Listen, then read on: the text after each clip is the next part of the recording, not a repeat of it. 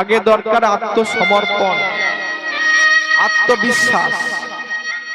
এই যে আত্মসমর্পণ, এই যে আত্মবিশ্বাস, এই আত্মসমর্পণ আত্মবিশ্বাস না হলে কোনদিন ভগবানের কৃপা সান্নিধ্য লাভ করা যাবে না।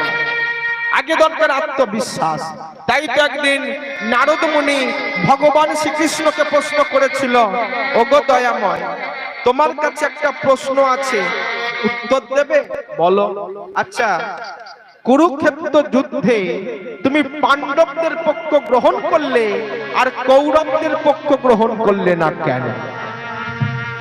ভগবান বললেন, নারদ, আমি ভগবান, আমি সবার পক্ষে থাকি।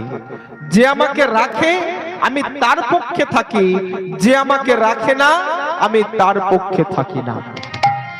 আমি ভগবান, আমি সবার পক্ষে। যেমন রাস্তা দিয়ে ব্যাঙ যাচ্ছে, ব্যাঙ বলল, ঠাকুর তুমি দেখো যেন সাপে আমায় না ধরে। আর সাপ বলছে, ঠাকুর তুমি দেখো একটা ব্যাঙ আমাকে ধরতে দিও। ভগবান হওয়া কি জ্বালা দেখেছেন মা? ভগবান কি করবে? সাপ বলছে, ঠাকুর তুমি দেখো একটা ব্যাঙ আমাকে ধরতে দিও, আর ব্যাঙ বলছে, ঠাকুর তুমি দেখো যেন সাপে আমায় না ধরে। ভগবান কি করবে? সাপকে বলে দিল, এই ধরিস তো কায়দা করে ধর, ধরিস তো কায়দা করে ধর। আর ব্যাঙকে বলে দিল, বাঁচিস তো মরার ভান কর। তার মানে কি? সাপকে বলে দিল, এমন করে ধরবি যেন ছাড়িয়ে যেতে না পারে। আর ব্যাঙকে বলে দিল, সাপে যখন তোকে ধরবে হাত পা ছাড়িয়ে মরার মতো পড়ে থাকবি, সাপ মনে করবে ব্যাঙ মরে গেছে, ছেড়ে দিয়ে ভালো করে ধরতে যাবে, আর সেই সুযোগে তুই টাকাস করে পালিয়ে যাবি। তাহলে আমি ভগবান, আমি সবার পক্ষে। যে আমাকে চাই আমি তাকে চাই, যে আমাকে না চাই আমি তাকে ভালো করে না চাই। কুরুক্ষেত্র যুদ্ধে আমি দুর্যোধনকে বলেছিলাম, দুর্যোধন তুমি কাকে নেবে বলো? দুর্যোধন বলেছিল, কৃষ্ণ আমি তোমাকে নেব। আমি বলেছিলাম, আমি যে পক্ষেই থাকি না কেন ওই যুদ্ধের সময় আমি সুদর্শন চক্র ধরবো না, অস্ত্র ধরবো না। তখন দুর্যোধন বলেছিল, কৃষ্ণ আমি তোমাকে নেব না।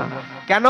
না তুমি যুদ্ধের সময় সুদর্শন চক্র ধরবে না, অস্ত্র ধরবে না, তাহলে কি তোমাকে ঘরে বসে বসে নাড়ু খাওয়াবো? কি দেবে বলো? 10,000 নারায়ণ সেনা নিয়েছিল। আর অর্জুন বলেছিল, দয়াময় এ যুদ্ধে হারি বা জিতি তাতে আমার কিচ্ছু এসে যায় না, কিন্তু তুমি যেন তোমার চরণ ছাড়া আমাকে করো না। দেখেছেন, অর্জুন সম্পূর্ণ আত্মবিশ্বাসে ভগবানকে পক্ষে নিয়েছিল। দয়াময় এ যুদ্ধে হারি বা জিতি তাতে আমার কিচ্ছু এসে যায় না, কিন্তু তুমি যেন তোমার চরণ ছাড়া আমাকে করো না।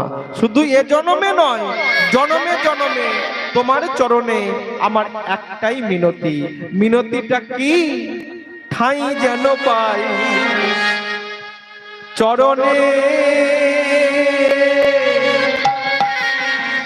প্রভু ঠাই যেন পাই চরণে, ঠাই যেন পাই চরণে, ঠাই যেন পাই চরণে, ঠাই যেন পাই চরণে, ঠাই যেন পাই চরণে, ঠাই যেন পাই চরণে, ঠাই যেন পাই চরণে।